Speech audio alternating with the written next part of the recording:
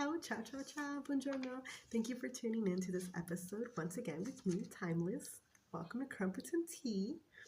Okay, so I just want to talk about a couple of things right now. Cobblestones. Walking on cobblestones is really hard. Like, I literally tripped the other day and I was wearing Nikes. Like, so if you're gonna come here and you're thinking like I want to wear my cute heels, girl, don't do it. Don't do it. And let me tell you why. One, you're gonna fall.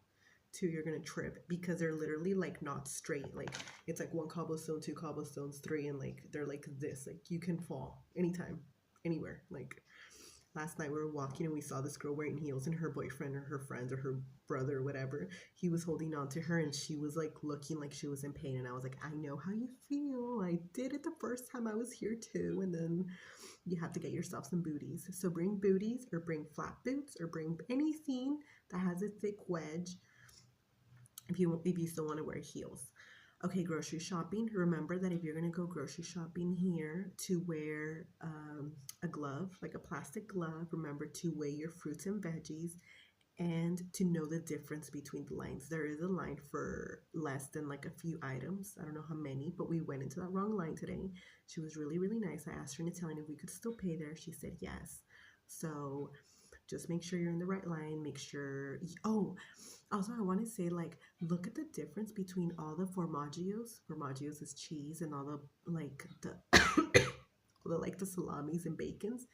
Because for the first time, we actually bought a really, really great tomato sauce for the spaghetti. It was so delicious, but it's not your typical tomato sauce that you would buy in the States, you know? So, like, just look at the different varieties, try them out. If you're here for more than a weekend or like a week and you have the time to figure it out, figure it out. If you're gonna live here, like figure out the difference between the pesto sauces. We also bought a new pesto sauce today because I was standing there observing the Italian family and I saw the pesto sauce they bought. And normally I buy a different one. So I was like, let's try that one because they bought it. And if they bought it, it must be good.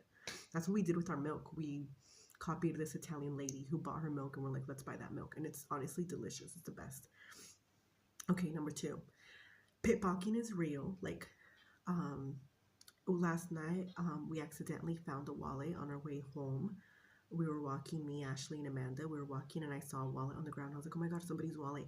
I know what it feels like to lose something. And even if I didn't, I wouldn't keep it. Like, WWJD. So, me and Amanda just returned it like a couple hours ago to this girl, and she's French, but she's studying abroad here as well, just like us. And we were asking her how she lost it. Like I thought she was really intoxicated, and she was like, "Oh no, somebody stole it from me." Like I guess she was at a bar, and it's like really crowded. Like the bars here are crowded, and she said that she noticed that she had her purse like right here in the front, in front of her belly, and that for 30 seconds she moved it back, and in those 30 seconds somebody stole it. And yes, that can happen because I literally was dancing and somebody didn't just caress my butt or like touch it like accidentally when you're walking and like you're bumping into each other. Like they actually like literally grabbed it, like they grabbed it so much I jumped out of my dancing spot and into another spot. Like I bumped into Ashley. Like people here don't care, they don't have respect for you. Like you'll be walking and people will be catcalling you, like saying all these names. So I'm not trying to say get used to it, but that's the culture here, you know, like that's what it is. So okay. Another thing is alcohol. Like you don't have to spend a lot of money here if you're trying to have a good time or trying to drink a little. You can literally, like we were at Santo Spirito, and you can literally just take a bottle of wine, open it there, have your glasses, sit around in a circle, like all the millions of people that were sitting out there, and just drink your wine. And like they look so cute. Like they were all covered up, obviously in layers, and like but they look so cute just passing around their bottle, drinking their wine with their wine glasses. And like there's so many people out there in the piazzas, like just hanging out. Like why do you need to go inside and buy a drink when you can just buy your own bottle of wine, which is probably less than a drink, and just have like a good time talking out there, you know? Um, what else? The train. Honestly, the train is the best mode of transportation. I wish we had something like this back in California because you can literally take €2, go to Prato, little city right here, eat good food, get out of Firenze, and honestly, it's the best. You like it's so cheap to get around. €2, €3. The most I think I paid on a train ride is like €10, and that's not bad at all either. Like considering you get there really fast and you know, so I think it's really good. The average on food is probably 8 to 12 euros, unless you're gonna buy like bistecca a la Florentina. Also, another thing though is there's something called aperitivo here, and aperitivo is where you pay for like a drink. I went like this, but I meant one drink, and you get like an endless buffet. So yeah, there's a way of eating good here too. It's obviously, I wouldn't say I'm eating the best, but there are places where you can eat really good. Like last night though, we had the best. I have absolutely found my favorite burger place. And I don't want to say like, oh, like I should know what a good burger tastes like, right? Like, yes, this one was delicious. And we've been to a lot of American spots, like places catering Americans, right? And that one was honestly the best, and it was full of locals, and I loved it so much. I like being around the culture. Like I love being around the locals. So like, yes, it's really good, and like it was great. Um Another thing is sandals. People here will literally judge you. They've said that Florentines are really like rude and honest. I think yes. I don't want to be mean, but yes. They literally like stared at me, pointed at my sandals, stared at me, told somebody else, and then everybody was laughing. And I was just like, okay.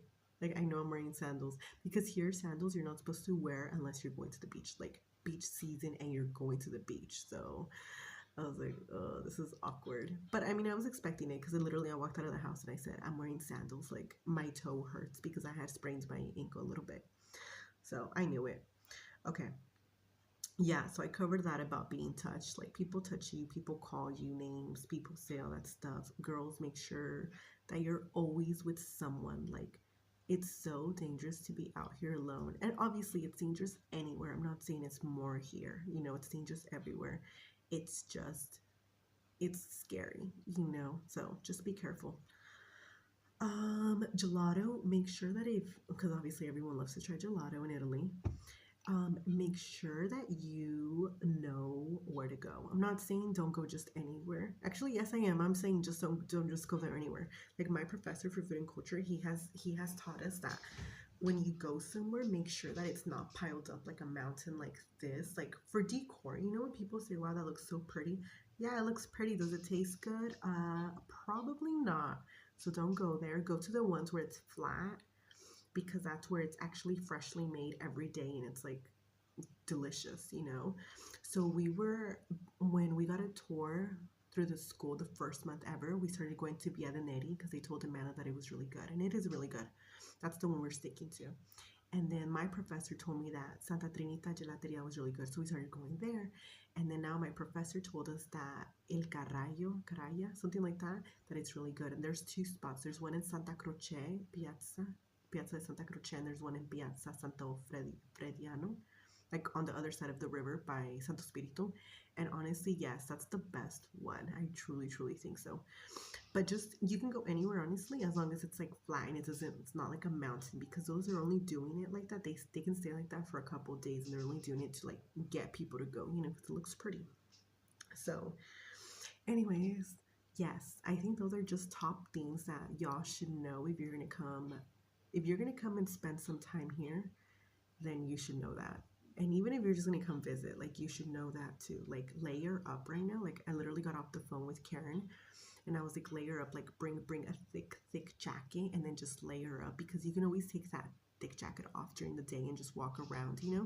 Honestly, it sucks to have to carry, so I'm just like, I'm not gonna wear a sweater, but it's fine, like unless you get really, really cold, which I'm surprised because I normally get really cold, but here, maybe because we're walking everywhere. Another thing is that if you're going to actually spend some time here, like studying abroad or living here, don't just stick with the main attractions. Like, don't just go to Red Garter or the Lions Fountain. Like, try and get out, because I know like people are scared, or like people are like, oh, well, this is like where all the people, like people here speak English. Like, yeah, people there speak English, but like, are you really immersing yourself in the culture? Like, just think about it. Like, you're in this place. Like, don't you want to live the actual culture? I don't know. At least I do. So we've been trying to find places where the locals are at, which is why last night we ended up in Santo Spirito, because it's more of like the local place on the other side of the river. And honestly, I loved it. Uh, I didn't love it, but I loved the place we went to beforehand, which was to dinner. That was a full local place. So I think it just like is really great. Also, like in my video, we went up to Fiesole, and that's a little small town. Like all the towns we've been to around here, around Firenze, like they're all small, but like even walking like 15 minutes outside of the centro, like the center, like you're already in a whole different world. Like it's not catered to Americans, like it's not catered to tourists, and that already I feel like gives me a whole different vibe. And like I can taste the difference in the food. Like everywhere we've went that's outside of Florence, like the food is honestly the best. Like the best. So I think I feel like that's more of my type of tea. Get it? Crumpets tea. No, but honestly, that is my cup of tea because it's like if I'm here, I'm not just gonna live like an American, like I would if I was in America. You know, like if I'm in the States, yeah, you're eating and you're doing whatever. I don't know, actually, I can't say. I lived my whole life. But it's like, like you go somewhere, you want to feel like you're actually living the life there. And so, honestly, I feel like, yeah, now that we've been here, we've been visiting all these little cities, like, I have no regrets. Like, it's like I'm in Italy, I want to live like an Italian, I want to be like an Italian, I want to speak like an Italian. Too bad that's not happening so far because I feel like my Italian is not that great. But,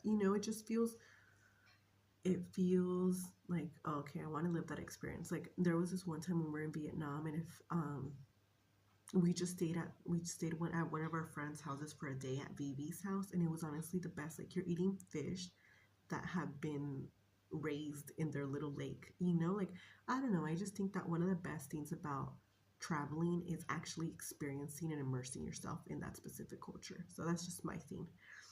Um, what else? Oh, I want to say this. Well, for any of you that are Christians, or let me talk about my mental health first, and I'll put that at the end so you don't have to watch it if you're not interested. Mental health. Here's an update on my mental health. As y'all know, I told y'all that in January, my prescription for my medication was for January 10th. I couldn't get it until January 10th, and I was supposed to leave the States January 6th, January 5th. So I couldn't actually get it. Me and my mom tried, me and my sister tried, like it just couldn't happen. So I didn't bring any. Y'all know that.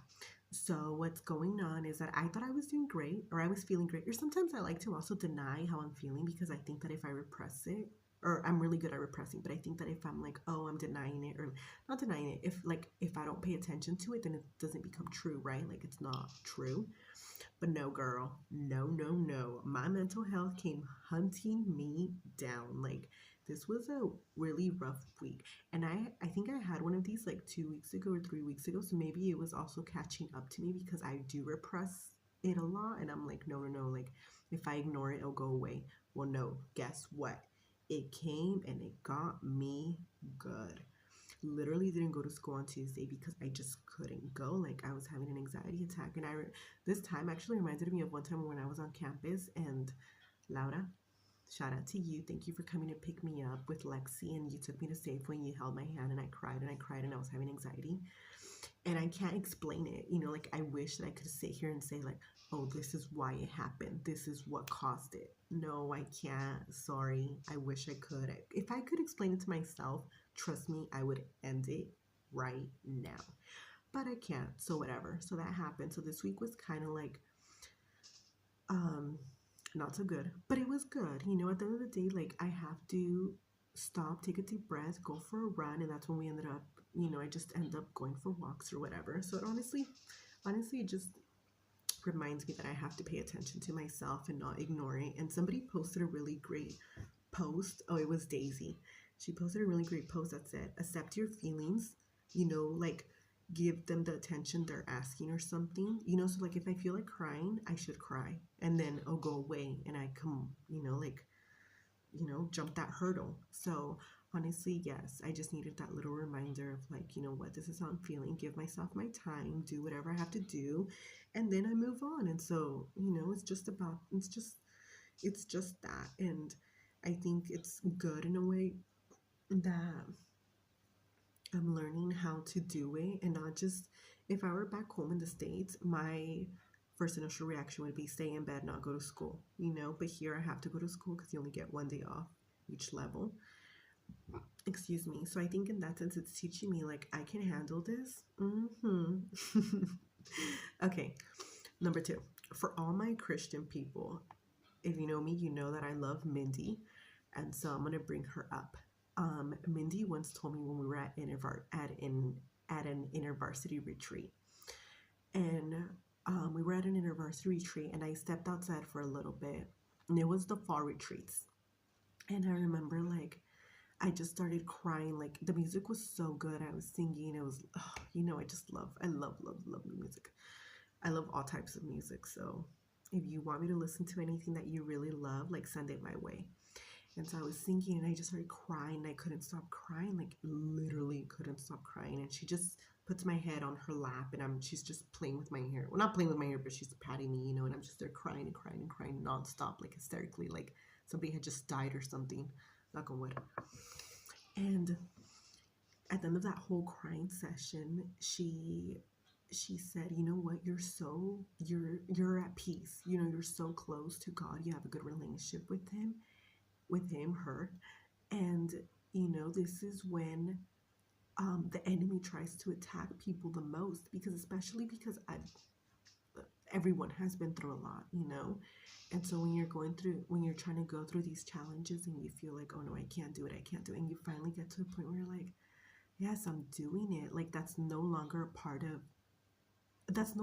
like consuming me, like it's not like it has me in the palm of its hand, like I'm like at a different place. I'm not thinking about it constantly. It's not a daily reminder of my life, right?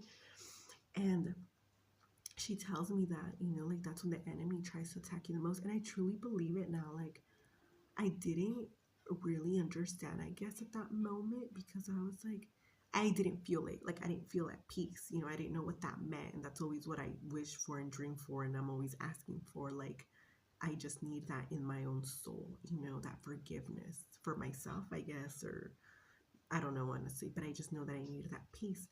And I think now recently that I'm here in Italy, like I'm able to step outside of like my normal routine, or step outside of like what haunts me back home, or like what freaks me out, I don't want to say freaks me out, but like what gives me anxiety. Like I know it, I can pinpoint certain circumstances where I'm like, oh my god, I can't be there, I can't be in that place, or this place reminds me of this, or like stuff like that.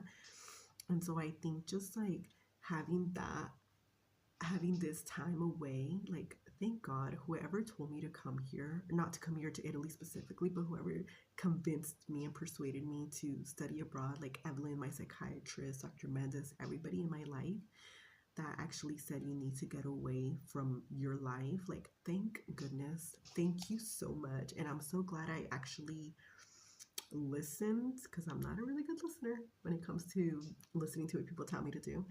And so I just thought about Mindy, and I honestly, like, I love that. And I think it's so true right now for me. I literally started off the week great, like was at church and felt great. And I don't want to say feel as in like I felt, because like, yeah, a song can make you feel good and you're dancing like I was last night. And I'm like, yes, I'm loving this, like best time of my life. But more in the sense that it's like, wow, like this is no longer haunting me. It's not like my nightmare. Like I can live with my life and continue and like be grateful and appreciative of what's going on now. And love I think is so important to give to myself. And that's what I was feeling. And just like that Monday night, like bad, like sleepless night. And then Tuesday, it just kept going with night terrors. And obviously, that's a normal part of like PTSD. I don't want to say normal, but it comes with PTSD, right? Like I was going through that before I got on medication, which is why I needed medication.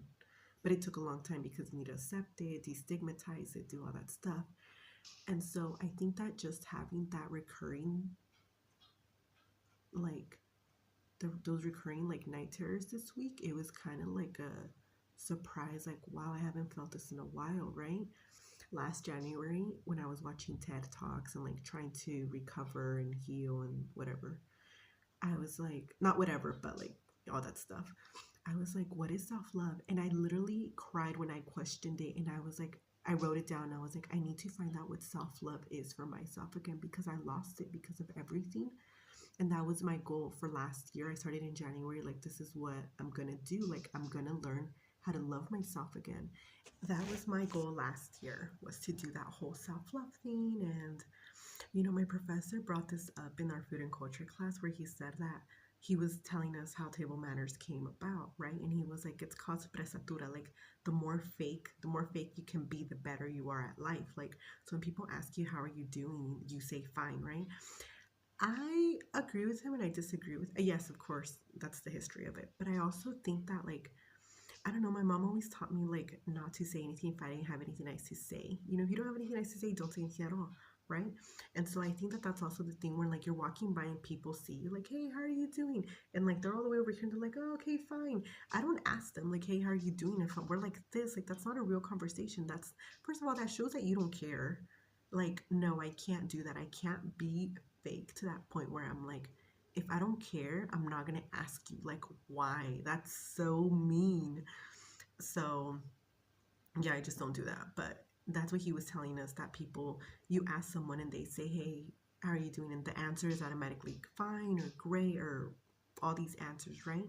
And so I think that that's something where I wanted to show and reflect that in my life, like last year too. Like, no, because it's so hard to be honest, at least for me, about my